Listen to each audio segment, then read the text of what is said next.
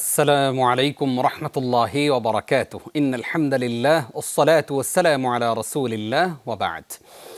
মানুষ যতদিন বেঁচে থাকে ততদিনই রোগ ব্যাধি তার সঙ্গী হয়ে থাকে। অসুস্থতা শুধু শরীরকে দুর্বল করে না, বরং মানসিক শক্তি, ধৈর্য ও ঈমানকেও পরীক্ষা করে। এমন সময়ে একজন অসুস্থ মানুষ সবচেয়ে বেশি চায় ভালোবাসা, সহানুভূতি এবং তার অবস্থা বুঝে নেয়ার মতো কিছু মানুষ। ইসলামে অসুস্থ ব্যক্তির পাশে দাঁড়ানো, তাকে দেখতে যাওয়া, তাকে সাহস দেওয়া এবং তার জন্য দোয়া করা এসবকে অনেক বড় সওয়াবের কাজ হিসাবে বিবেচনা করা হয়েছে। রাসূলুল্লাহ সাল্লাল্লাহু আলাইহি ওয়াসাল্লাম বলেছেন, যে ব্যক্তি কোনো অসুস্থকে দেখতে যায় সে যেন রহমতের বাগিচায় প্রবেশ করে। তিরমিজি। আজকের বিষয় অসুস্থ ব্যক্তির জন্য করণীয়। সুপ্রিয় দর্শক শ্রোতা, কাছে এবং দূরে যেখানে আছেন সবাইকে স্বাগত জানাচ্ছি যমুনা টেলিভিশনের নিয়মিত আয়োজন in the name of Allah with BRB cables অনুষ্ঠানে। আপনাদের সাথে আছি আমি নিজাম বিন মুহিব। অনুষ্ঠানটি টিভি সেটের পাশাপাশি যমুনা টেলিভিশনের ফেসবুক পেজে সরাসরি সম্প্রচারিত হচ্ছে। দর্শক, আপনারাও যোগ দিতে পারেন আমাদের সাথে এই অনুষ্ঠানে। সরাসরি ফোন করতে ডায়াল করুন 0298240522 নম্বরে। অতিথি হিসাবে আজ আমাদের সাথে যুক্ত আছেন বাংলাদেশের খ্যাতিমানী স্কলার, উত্তরা সেন্ট্রাল জামে মসজিদের সম্মানিত খতিব ফদিলাতুশ শেখ ডক্টর হাফেজ রফিকুল ইসলাম মাদানী। আসসালামু আলাইকুম ওয়া রাহমাতুল্লাহ। ওয়ালাইকুম আসসালাম ওয়া রাহমাতুল্লাহি ওয়া বারাকাতুহু। ওস্তাদ কেমন আছেন? জি আলহামদুলিল্লাহ, আপনি ভালো আছেন? আলহামদুলিল্লাহ, আমরা ভালো আছি। আপনাকে আমাদের আজকের আয়োজনে পেয়ে আল্লাহর শুকরিয়া আদায় করছি এবং আপনাকে স্বাগত জানাচ্ছি। ধন্যবাদ। শেখ, একদম শুরুতেই জানতে চাই, আমাদের এমন কোনো পরিবার নেই যে পরিবারে অসুস্থ মানুষ নেই। ম্যাক্সিমাম মানুষই নানান রোগে আক্রান্ত, কেউ কঠিন রোগে, কেউ হয়তো একটু সামান্য কিছু রোগে আক্রান্ত, কিন্তু বাকি নেই কেউই। আপনার কাছে জানতে চাই যে এই অসুস্থতা আসার পূর্বে আমার সুস্থতাটাকে আসলে আমি কিভাবে কদর করতে পারি? আলহামদুলিল্লাহ, আসসালাতু ওয়াসসালামু আলা রাসূলিল্লাহি ওয়া বা'দ। একদম বাস্তবসম্মত একটি বিষয়, যেটি আমাদের প্রতিটি মানুষ, প্রতিটি পরিবার, সমাজ, সোসাইটি, সকল মানুষের সাথে এটি রিলেটেড। যদি দেখা যায় যে এমন কোনো মানুষ রয়েছে যার কখনোই কোনো রোগব্যাধি হয় না, তাহলে according to our religion I will advise him to renew his faith and ইমান। ইমান যদি কেউ নবায়ন না করে, কারো ইমান যদি পারফেক্ট না হয়, তাহলে আল্লাহ সুবহানাহু ওয়া তাআলা তাকে দুনিয়ার জন্য ছেড়ে দেন। বিপদ আপদ, বালা মুসিবত, রোগব্যাধি কিছুই দেন না। নে তুই তোর দুনিয়াই নিয়ে নে। অতএব রোগব্যাধি মানুষের থাকবে, এটাই স্বাভাবিক। তবে হ্যাঁ, রোগব্যাধি কি কাম্য? না, রোগব্যাধি হলে মানুষ অনেক সময় অনেক জরুরি কাজ করতে পারে না। সেই জন্য আমাদের রোগব্যাধির আগের করণীয় কাজ কি? নবীজি সাল্লাল্লাহু আলাইহি সাল্লাম হাদিসে ইরশাদ করলেন, ইগতানিম খামসান আন খামস। 5টা জিনিসকে 5টা জিনিসের আগে তুমি গনিমত মনে করবে, অত্যন্ত দামি সম্পদ মনে করবে। তন্মধ্যে নবীজি একটা বললেন, সিহহাতাকা ক্বাবলা মারাদিক। অসুস্থতা আসার আগে তুমি তোমার সুস্থতাটাকে কাজে লাগাবে। জামাতে সালাত আদায় করতে হবে, তোমাকে তাহাজ্জুদের সালাত আদায় করতে হবে, তোমাকে অনেক কঠিন কঠিন কাজগুলো করতে হবে। অসুস্থ হয়ে গেলে মানুষ মসজিদে যেতে পারে না, কাঙ্ক্ষিত মানের ইবাদত করতে পারে না। সমাজ, সোসাইটি, রাষ্ট্র, মানবতার জন্য তার যেই সেবা উপহার দেওয়ার কথা সেটি পারে না। সেই জন্য আল্লাহ সুবহানাহু ওয়া তাআলা আমাদেরকে যে সুস্থতাটা দিয়েছেন, এটিকে গনিমত এবং বড় নেয়ামত মনে করে তার পারফেক্ট শুকরিয়া সেটি হলো আল্লাহ সুবহানাহু ওয়া তাআলা এই সুস্থতা, এই শক্তি, এই মেধাকে যেই জন্য আমাদেরকে উপহার দিয়েছেন সেই কাজে ব্যবহার করা, এটা হলো আমাদের জন্য অত্যন্ত জরুরি কাজ। যেমনিভাবে নবীজি একে হাদিসের মধ্যে বললেন, হায়াতাকা ক্বাবলা মাউতিক। মৃত্যু আসার আগেই তোমার যে জীবনটা, দামি জীবন, এই জীবনটাকে কাজে লাগাও, জীবনটাকে গনিমত মনে করো। অবহেলায়, খামাখা আড্ডা দিয়ে, অনর্থক নেট ব্রাউজিং করে অথবা অযথা পর্ণ, পিকচার, ইত্যাকার, পাপাচারে হাবুডুবু খেয়ে তুমি তোমার জীবনটাকে কলুষিত করে ধ্বংসের দ্বারপ্রান্তে যেও না। এই জীবনটা দামি। যখন জীবন সায়ান্ন চলে আসবে, তখন 1 মিনিটের জন্য কত হাই হতাশ করবে, কিন্তু কোনো লাভ হবে না। এইভাবে নবীজি সাল্লাল্লাহু আলাইহি সাল্লাম যৌবন কালটাকেও গনিমত মনে করতে বলেছেন। কারণ বার্ধক্য চলে আসলে একজন বৃদ্ধ, একজন যুবক যেভাবে কাজ করে, সত্যিই আসলেই আমি যুবকদেরকে সাধুবাদ ধন্যবাদ না জানিয়ে পারছি না। আমরা যেখানে হতাশ হয়ে গিয়েছিলাম, যুবকরা বারবার আমাদের চোখে খোঁচা দিয়ে দেখিয়ে দিয়েছে যে বামে নয় ডানে চলুন, ধ্বংসে নয় কল্যাণে চলুন, সামনে এগিয়ে চলুন। যুবকরা আমরা খুবই আশাবাদী, আমাদের যুব সম্প্রদায় আমাদের দেশটাকে সামনে এগিয়ে নেবে। সেই জন্য আমি প্রত্যেকের কাছে আজকের এই আলোচনায় নিবেদন করব, নবীজি সাল্লাল্লাহু আলাইহি ওয়াসাল্লাম যে 5টি জিনিসকে গনিমত মনে করতে বলেছেন, তার মধ্যে আরেকটা হলো যে তোমার চরম দারিদ্রতা আসার আগে, ওয়া গিনাকা ক্বাবলা ফাকরিক, দারিদ্রতা চলে আসার আগে আল্লাহ তোমাকে যেই সচ্ছলতা দিয়েছেন এটিকে তোমরা কাজে লাগাবে। এইভাবে জীবনের প্রতিটি বিষয়কে আমরা যদি গনিমত মনে করে কাজে লাগাই, তাহলে ইনশাআল্লাহ আশা করা যায় এর মাধ্যমে আমরা প্রস্তুত থাকব কিসের জন্য? For our final journey to travel for ever, one way, there is no return ticket, যেতেই হবে। Everyone must face his grave, his angel of মৌত, মালাকুল মৌত আসবেই। অতএব সেই কথা মনে রেখে আমাদেরকে আমাদের জীবনটা গঠন করা দরকার। যারা সুস্থ আছে এটিকে নেয়ামত মনে করে, অলসতা নয়, কার্পণ্যতা নয়, অবহেলা নয়, আসুন এই সময়, এই যোগ্যতা, এই জীবন, এই সম্পদকে কাজে লাগিয়ে আমরা আমাদের জীবনকে সার্থক করি। আল্লাহ আমাদেরকে সে তৌফিক দান করুক, আমিন। স্যার, আপনার কাছ থেকে আমরা এবার জানতে চাইব যে অসুস্থ হওয়ার পরে আমার মনে হয় যে হারে আমি তো নামাজ পড়িনি, অসুস্থ হওয়ার পরে আমার মনে হয় আমার তো সামর্থ্য থাকার পরেও আমি হজ করিনি, জাকাত দেইনি, রমজান মাসের সিয়ামগুলো রাখিনি এবং দান সাদাকা তো করিনি, এগুলো অসুস্থ হওয়ার পরে মনে হয়। তো আপনার কাছে জানতে চাইবো যে সুস্থতার সময় আমাদের এই কথাগুলো যে মনে পড়ে না, যে আমাদের আল্লাহর কাছে ফিরে যেতে হবে, আল্লাহর কাছে আমাদেরকে যেই কোনো সময় চলে যেতে হবে। অসুস্থ হলে যখন আর কোনো সময় নেই, আমাদের হয়তো ডাকও চলে আসতে পারে আল্লাহর কাছে চলে যাওয়ার জন্য, তো সেই সময় মনে পড়লে কি আসলে আমার এই পূর্বের যে আমি ইবাদতগুলো করলাম না, এগুলো কোনোভাবে রিকভারি হওয়া সম্ভব? দেখুন, কিছু বিষয় আছে রিকভারি খুব সহজ, আর কিছু বিষয় আছে যেটি রিকভারি সাংঘাতিক কঠিন। যদি বিষয়টা ডাইরেক্টলি মানে related to our lord, to আল্লাহ সুবহানাহু ওয়া তাআলা হয়, আল্লাহর হক যদি নষ্ট করে থাকে, তাহলে সেটা রিকভারি খুব সহজ। বান্দা যদি খালেস নিয়তে তওবা করে, আল্লাহ সুবহানাহু ওয়া তাআলা তার যতক্ষণ মৃত্যু জ্বালা যন্ত্রণা শুরু না হচ্ছে এবং যতক্ষণ পর্যন্ত পশ্চিম দিগন্তে সূর্য উদিত না হচ্ছে, ততক্ষণ পর্যন্ত আল্লাহ তার তওবা কবুল করে মাফ করে দেবেন। কিন্তু কোনো ব্যক্তি যদি বান্দার হক নষ্ট করে থাকে, মানুষের উপর জুলুম করে থাকে, খুন খারাপি, হত্যাযোগ্য, রাষ্ট্রীয় সম্পদ কেউ যদি চুরি করে পাচার করে থাকে, যার সাথে 18 কোটি মানুষের রাইট এবং অধিকার জড়িত, সেটি তো আল্লাহর কাছে তওবা করলে, কান্নাকাটি করলে মাফ হবে না, যতক্ষণ পর্যন্ত প্রতিটা মানুষের রাইট এবং অধিকার তার কাছে ফিরিয়ে না দেওয়া যাবে। তো সেই জন্য আমি মনে করি যে অসুস্থতার যেটি, এটা এই দৃষ্টিকোণ থেকে অসুস্থতাটাও একটা নেয়ামত। কারণ যেই অসুস্থতা আপনি যেমনটি প্রশ্নে বলছেন, মানুষকে স্মরণ করিয়ে দিচ্ছে আহারে আমি তেমনটি করিনি। যদি মানুষের মৃত্যু আসার আগে এরকম আহারে চিন্তাটা যদি আসে, হায় রে আমি তো করতে পারিনি, তাহলে আল্লাহ সুবহানাহু ওয়া তাআলা মানুষের যতক্ষণ পর্যন্ত হায়াত রেখেছেন, ততক্ষণ পর্যন্ত তার রিকভারির, সেখান থেকে মুক্ত হওয়ার, ক্ষমা নেওয়ার একটা পথ আল্লাহ সুবহানাহু ওয়া তাআলা রেখেছেন। কোরআনে আল্লাহ সুবহানাহু ওয়া তাআলা বললেন, ইন্নামাত তাওবাতু আলাল্লাহি লিল্লাযিনা ইয়ামালুনা সুআ বিজাহালা সুম্মা ইয়াতুবুনা মিন কারিবিন, যারা নাকি তাড়াহুড়া করে তওবা করে আল্লাহ তাদের তওবা কবুল করেন। মুফাসসিরিন কেরাম বলছেন তাড়াহুড়া করে মানে মৃত্যু আসার আগে। তো সেই জন্য যেই অসুস্থতা আমাদেরকে এই ধরনের কথা মনে করিয়ে দেয়, সেই অসুস্থতাটাকে আমরা নিয়ামত মনে করতে পারি। কারণ আল্লাহ সুবহানাহু ওয়া তাআলা অসুস্থতা এমনি দেন না, অসুস্থতার পিছনে আল্লাহর কিছু টার্গেট রয়েছে। অসংখ্য ধন্যবাদ উস্তাদ। আসবো আপনার কাছে আবারও ইনশাআল্লাহ ছোট্ট একটি বিরতির পর।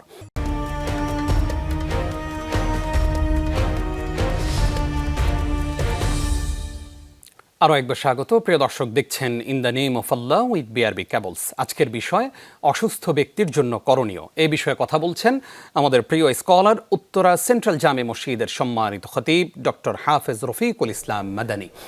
ওস্তাদ, আপনাকে আরও একবার স্বাগত জানাচ্ছি। ধন্যবাদ। আমরা আপনার কাছ থেকে এবার জানতে চাইব যে আমরা প্রত্যেকেই জানি বিএনপির চেয়ারপারসন বেগম খালেদা জিয়া চিকিৎসাধীন আছেন এভার কেয়ার হসপিটালে। দীর্ঘদিন ধরে তিনি অসুস্থ। মাজলুম এই মানুষটি নানানভাবে কারা নির্যাতিতা হয়েছেন এবং অনেক জুলুমের শিকার হয়েছেন এই পর্যন্ত। আপনার কাছে জানতে চাই, উনি সহ বাংলাদেশের হসপিটালগুলোতে যারা অসুস্থ আছেন, এমনকি বাসাবাড়িতেও যারা অসুস্থ আছেন, সেই অসুস্থ মানুষদের জন্য আমাদেরকে আল্লাহ রাব্বুল আলামিন যাদেরকে সুস্থ রেখেছেন তাদের করণীয় কি? জি, নবী মুহাম্মদ রাসূলুল্লাহ সাল্লাল্লাহু আলাইহি সাল্লাম হাদিসে ইরশাদ করছেন, হাদিসটি সহিহ বুখারী মুসলিমে রয়েছে, লিল মুসলিম আলাল মুসলিম সিত্তু খিসাল ইয়াউদুহু ইযা মারিদ। নবীজি বললেন একজন মুসলমান আরেকজন মুসলমানের উপর 6টা রাইট অলওয়েজ ডিজার্ভ 6 রাইটস, 6টা অধিকার সংরক্ষণ করে থাকে। তার মধ্যে প্রথম যে অধিকারটির কথা নবীজি বললেন সেটা হলো ইয়াউদুহু ইদা মারিদ, কেউ যদি অসুস্থ হয় তাহলে তাকে একটু সেবা শুশ্রূষা করা, তাকে দেখতে যাওয়া, তার জন্য দোয়া করা, তার জন্য কল্যাণ কামনা করা। দেখুন বেগম খালেদা যে যার কথা বলছেন, আমি তার স্বামী প্রেসিডেন্ট জিয়াউর রহমান সেই শৈশব থেকে তার সাথে পরিচিত। তার এক অনুষ্ঠানে আমি কোরআন তেলাওয়াত করেছিলাম, সচক্ষে তাকে দেখেছি। ভালো মানুষ ছিলেন, রাষ্ট্রের জন্য অনেক কল্যাণকর কাজ করেছেন। এবং বেগম খালেদা জিয়ার ভূমিকা এটা বাংলাদেশের প্রতিটি মানুষ দলমত নির্বিশেষে, আমি হয়তো তার দলীয় লোক নই, কিন্তু এদেশের একজন সাধারণ মানুষ হিসাবে গতকালের খুতবায় কেউ আমাকে নিবেদন করেনি, কেউ আমার কাছে দরখাস্ত করেনি। আমি নিজ থেকেই তার নাম ধরে তার জন্য দোয়া করেছি, কল্যাণ কামনা করেছি। তিনি, এটি তো একটা প্রতীক মাত্র, একজন মানুষের কথা আমরা বললাম। এইভাবে হসপিটালে যারা মানে জীবন মৃত্যুর সন্ধিক্ষণে রয়েছেন অথবা কঠিন ব্যাধিতে যারা ভুগছেন, তারা কত কষ্টে আছেন, এটি যদি আমরা যারা সুস্থ আছি যদি উপলব্ধি না করি তাহলে মানবতাই ব্যাহত। তো সেই জন্য প্রতিটা মানে সমস্যাগ্রস্ত মানুষের পাশে দাঁড়ানো, তাকে সান্ত্বনা দেওয়া, তার চিকিৎসার ব্যবস্থা করা, তার জন্য দোয়া করা, এটা আমাদের ইমানি দায়িত্ব। এমন মানুষ রয়েছে, অসংখ্য মানুষ রয়েছে যারা খবর দেখছেন, এটি করছেন, কিন্তু একটু নেক দোয়া করা, শুধুমাত্র এইটাই কি দোয়া যে আল্লাহ যেন তাকে দীর্ঘ হায়াত দিয়ে দেন? কত হায়াত মানুষকে আল্লাহ সুবহানাহু ওয়া তাআলা দিবেন। নবী মুহাম্মদ রাসূলুল্লাহ সাল্লাল্লাহু আলাইহি ওয়াসাল্লাম তিনি কি চিরস্থায়ী হয়েছিলেন? তিনিও চলে গিয়েছেন। আমাদের প্রত্যেকেরই আলটিমেট রেজাল্ট যেটা, উই মাস্ট ডাই। দি দুনিয়া is not for survive for ever, এটা আমাদেরকে বুঝতে হবে, চলেই যেতে হবে। অতএব আমাদের অন্তত এই দোয়াটুকুন করা দরকার, আল্লাহ যদি কারোর জন্য মৃত্যু লিখে রাখেন, আল্লাহ যেন তাকে ঈমানের সাথে খাতেমা বিল খায়র নসিব করেন। আল্লাহ সুবহানাহু ওয়া তাআলা যাদের কল্যাণ চান তাদেরকে অনেক সময় মৃত্যুর পূর্বে রোগ ব্যাধি বালা মুসিবত এইগুলি দিয়ে দেন, এবং আল্লাহ সুবহানাহু ওয়া তাআলা এর মধ্যে টার্গেট হলো তাকে গুনাহমুক্ত করে, তাকে তার পাপ কমিয়ে, মানে দুনিয়াতে তাকে একটু কষ্ট দেওয়া, যাতে আখিরাতে তার কষ্ট না হয়। অতএব যারা নাকি এই ধরনের কঠিন পরিস্থিতি পড়ে না, খুব ভালো আর ভালোই আছেন, আপনি খুশি হওয়ার কিচ্ছু নেই। এমনও হতে পারে আল্লাহ আপনাকে ছেড়ে দিয়েছেন যে দুনিয়া ভালো করে বুক করে নে, মৃত্যু থেকে তোকে ধরা হবে। অতএব বেগম খালেদা জিয়া সহ যারা আছেন আমাদের প্রত্যেকের উচিত তাদের জন্য দোয়া করা। দোয়া করলে তার কি সার্থকতা হবে সেটা আমার জানা নাই, আল্লাহ সুবহানাহু ওয়া তাআলা কবুল করলে হবে, আর না হলে হবে না। কিন্তু যিনি দোয়া করলেন তিনি তো বঞ্চিত হলেন না। যিনি মানুষের জন্য দোয়া করেন, প্রতিটা মানুষের পক্ষ থেকে একটা রিটার্ন দোয়া তিনি পান। আল্লাহর পক্ষ থেকে ফেরেশতা নিয়োগ করে দেওয়া হয়, যে ফেরেশতা বলতে থাকে ওয়ালাকা মিসলুহু ওয়ালাকা মিসলুহু, তুমি তার জন্য যেরকম কল্যাণ কামনা করেছো আল্লাহ তোমাকে যেন এরকম কল্যাণ দিয়ে দেন। আমি আমার মন থেকে দোয়া করছি বেগম খালেদা জিয়া, যিনি বাংলাদেশের স্বাধীনতার প্রশ্নে, স্বকীয়তার প্রশ্নে, সার্বভৌমত্বের প্রশ্নে, জাতির কল্যাণে তিনি কোনোদিন কারো কাছে মাথা নত করেছেন অথবা কোনো আপোষ করেছেন তিনি করেননি। যদি করতেন আজকে তার এই করুণ পরিণতি হতো না। তার আজকে যে পরিণতি আমরা দেখতে পাচ্ছি, এর পিছনে যে ঘাত প্রতিঘাতগুলো গিয়েছে সেগুলো আমাদের প্রত্যেকের জানা রয়েছে, হয়তো আমরা স্পষ্ট বলি অথবা নাই বলি। যাই হোক, তিনি এই জাতির জন্য যে কারাবরণ সহ নির্যাতন সহ যে কঠিন পরিস্থিতির সম্মুখীন হয়েছেন, আমি আল্লাহর কাছে দোয়া করছি আল্লাহ যেন এই উসিলা তার জীবনের গুনাহগুলো মাফ করে আল্লাহ যেন তাকে খাতেমা বিল খায়র এবং ঈমানের সাথে মৃত্যু দেন। আর আল্লাহর কাছে যদি তার জন্য হায়াত বরাদ্দ থাকে, আল্লাহ সুবহানাহু ওয়া তাআলা তাকে যেন সুস্থ করে আবার দেশের কল্যাণে, জাতির কল্যাণে তাকে যেন সুস্থ করে আবার তার কর্মস্থলে ফিরিয়ে দেন। আল্লাহুম্মা আমিন। আপনাকে অসংখ্য ধন্যবাদ উস্তাজ, খুবই গুরুত্বপূর্ণ, এবং আপনার কথা শুনছিলাম আমরা আবেগ আপ্লুত হচ্ছিলাম। এই মানুষটি আমরা জানি যে তার জীবদ্দশায় তিনি তার স্বামীকে হারিয়েছেন, তিনি তার সন্তানকে হারিয়েছেন, এবং এই কঠিন মুহূর্তে তিনি তার সন্তানকে কাছেও পাচ্ছেন না। আল্লাহ তাআলা ওনার মনের আশাগুলো পূর্ণ করুক এবং ওনাকে দ্রুত সুস্থ করুন, আমিন। উস্তাজ, আসবো আপনার কাছে আবারও ইনশাআল্লাহ আরও একটি বিরতির পর।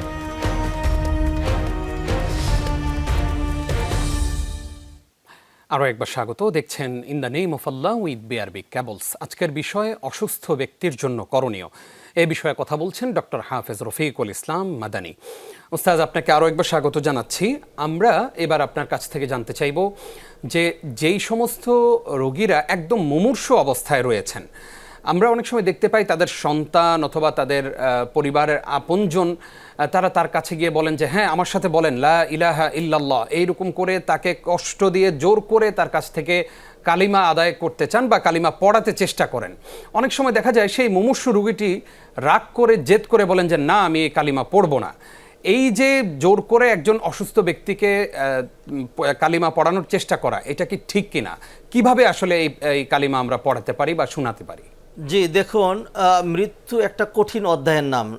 পৃথিবীর সবচেয়ে শ্রেষ্ঠ ব্যক্তিত্ব যিনি, নবী মোহাম্মদ রসুল্লাহ সাল্লাহ সাল্লাম, যার কাছ থেকে অনুমতি নিয়ে মালাকুল মউত যখন যান কবজ করতে শুরু করলেন, তখন নবীজি উপলব্ধি করলেন যে তন্ত্র মন্ত্র সব যেন ছিঁড়ে যাচ্ছে।